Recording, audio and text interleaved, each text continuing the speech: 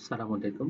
আজকের 5 নম্বর ক্লাসে আমরা এক্সেলের কিছু ফরম্যাট মেনু থেকে কিছু কাজ দেখব। এর জন্য এক্সেলটা ওপেন করলাম। আমরা এখানে প্রিভিয়াস যে শীটটা ছিল ওটার মধ্যেই করছি বোঝার সুবিধার্থে। এবার এখান থেকে আমরা চলে যাব ফরম্যাট অপশনে। প্রথম দেখতে পাচ্ছি রো হাইট, যেমন এটা আমরা আগের ক্লাসেও দেখেছি, এখানে বিস্তারিত দেখব। সিলেক্ট করে দিলাম অথবা এখানে ক্লিক করে দিলাম। ক্লিক করার পরে ফরম্যাট, এখানে রো হাইট সাধারণত এখানে থাকে 30, আমরা এখানে নিলাম হচ্ছে 50। রো এর হাইট গুলো কিন্তু বেড়ে গেল সবগুলা রো এর।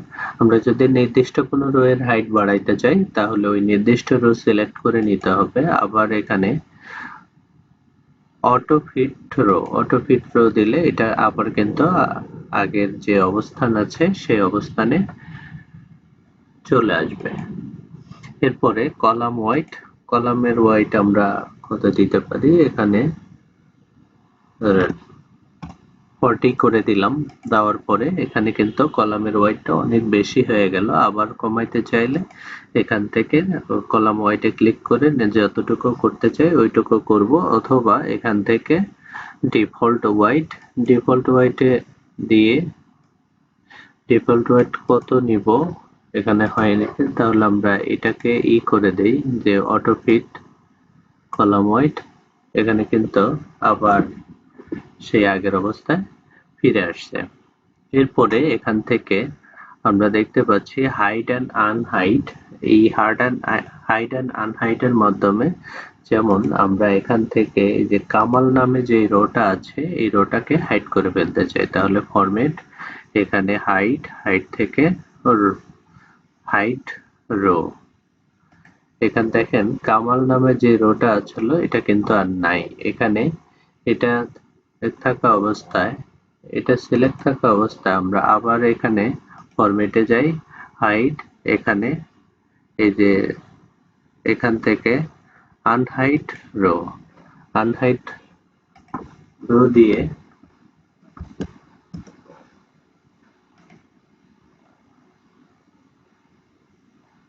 Hide rho. আমরা যদি আবার এখান থেকে আনহাইড রো দেই, তাহলে কিন্তু ওই রোটা আবার চলে আসবে।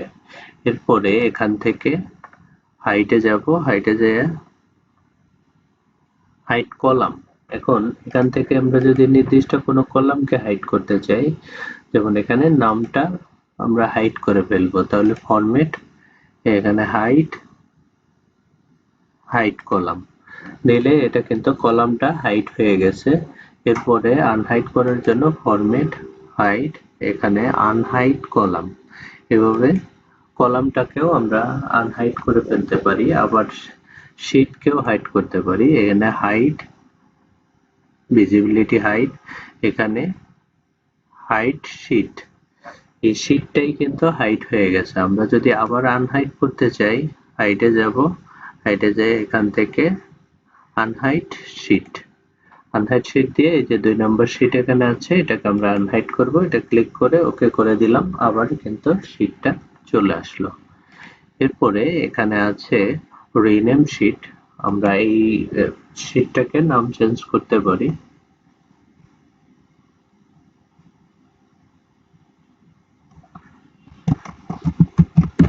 একটা নাম দিলাম যে কোনো অথবা এখানে লিখে দিলাম স্টুডেন্ট। এই শীটটার নাম চেঞ্জ করে দিলাম। এটা আমরা এখানে রাইট বাটনে ক্লিক করেও এই কাজগুলা এখান থেকে করতে পারি, হাইড, ডিলিট, রিনেম, তারপরে ট্যাব কালার, এই সেম কাজগুলাই আবার এখানে দেওয়া আছে। এরপরে এখানে মুভ অর কপি শীট। আমরা যদি আরেকটা শীটকে কপি করতে চাই তাহলে এখানে মুভ অর কপি শীটে যায়, এখানে এই যে ক্রিয়েট এ কপি দিয়ে ওকে করতে পারি, তাহলে এখানে কিন্তু আরেকটা নতুন শীট তৈরি হয়ে গেল। এরপরে ট্যাব কালার আমরা চাইলে এখানে যে কালারটা আছে যে অন্যটায় ক্লিক করলে এটা বোঝা যাবে, এভাবে এটাকে বলা হয় ট্যাব কালার। এই ট্যাব কালারটা আমরা এখান থেকে নিয়ে নিতে পারবো। এরপরে প্রোটেক্ট শীটকে আমরা শীট প্রোটেক্ট করতে পারবো। অনেক সময় দেখা যায় আমরা বিভিন্ন কাজ করে থাকি, সেক্ষেত্রে ওই কাজগুলা অন্য কেউ যাতে ওই ফাইলগুলো ওপেন না করতে পারে, এর জন্য আমরা শীটকে প্রোটেক্ট করতে পারি। শীটকে প্রোটেক্ট করার জন্য যেমন ফরম্যাটে গেলাম, যাওয়ার পরে প্রোটেক্ট শীটে যাব, আমরা এখানে একটা পাসওয়ার্ড দেব 1 2 3, যে কোনো পাসওয়ার্ড দিতে পারেন আপনাদের পছন্দ অনুযায়ী। এরপরে 1 2 3 দেওয়ার পরে ওকে করব। ওকে করলে এটা শীট প্রোটেক্ট হয়ে গেল। এবার আমরা এটাকে সেভ দেই, ফাইলে যাই সেভ অ্যাজ। এবার কোথায় রাখবো, আমি সাধারণত এটাকে ডেস্কটপে দিচ্ছি বোঝার সুবিধার্থে, এই নামেই থাকলো, ডেস্কটপে দিলাম। এবার এটাকে আমি ক্লোজ করে ফেললাম, এখান থেকে ওপেন করার চেষ্টা করি। এখন দেখেন এখানে কিন্তু এইটা ওপেন হয়ে গেছে। তাহলে এখান থেকে আমাদের যে শীটটাকে প্রোটেক্ট করেছি সেই শীটটা প্রোটেকশন কিন্তু কাজ করে নাই। তাহলে আমরা এখান থেকে একবার দেখি প্রোটেক্ট শীট 2 3, এরপরে 1 2 3, তারপরে ওকে। আচ্ছা, এই প্রোটেক্ট শীটটা হচ্ছে আমরা এই যে ঠিকই কাজ করছে, আমরা ওটা ভুল করেছি।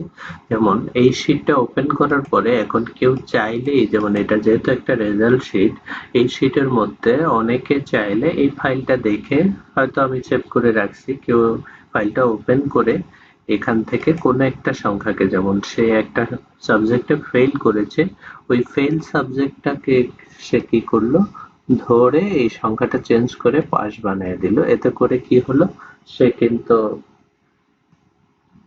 সেভ করে রেখে গেলে অনেকদিন পরে ধরলে হয়তো এটা ভুলে যেতে পারি। এখানে যে কেউ এই ফাইলটা ওপেন করলে এখানে কোনো কিছু যদি করতে চায় সে কিন্তু আর করতে পারবে না। এই যে দেখেন আমি এখানে এই সংখ্যাটা চেঞ্জ করতে যাই, তো মেসেজ দিতেছে, কি মেসেজ দিতেছে, the cell or chart you are trying to change is on a protected sheet. এই শীটটা প্রোটেক্ট করা আছে, যার জন্য সে কিন্তু এটা চাইলেও করতে পারবে না। এবার এই শীটটাকে যদি আবার আমি মডিফাই যোগ্য করতে চাই, তাহলে এখান থেকে আবার ফরম্যাটে যাব, সেটা এই যে আনপ্রোটেক্ট শীট আছে, এখান থেকে 1 2 3 দিয়ে আমরা এটাকে আনপ্রোটেক্ট করে ফেলবো। আনপ্রোটেক্ট করার পরে এই যে আমি যে কোনো সংখ্যা যদি চাই এখান থেকে এটা চেঞ্জ করব, এই 60 আছে এখানে 90 করে দিলাম। এই আনপ্রোটেক্ট শীট করার পরে কিন্তু ওই কাজটা হচ্ছে।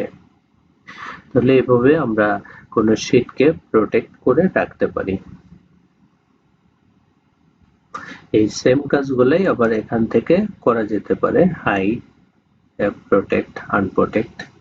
এখন যেহেতু এখানে প্রোটেক্ট করা নেই, যার জন্য প্রোটেকশন দেখাচ্ছে, আবার প্রোটেক্ট করা হয়ে গেলে আবার এখানে আনপ্রোটেক্ট দেখাবে।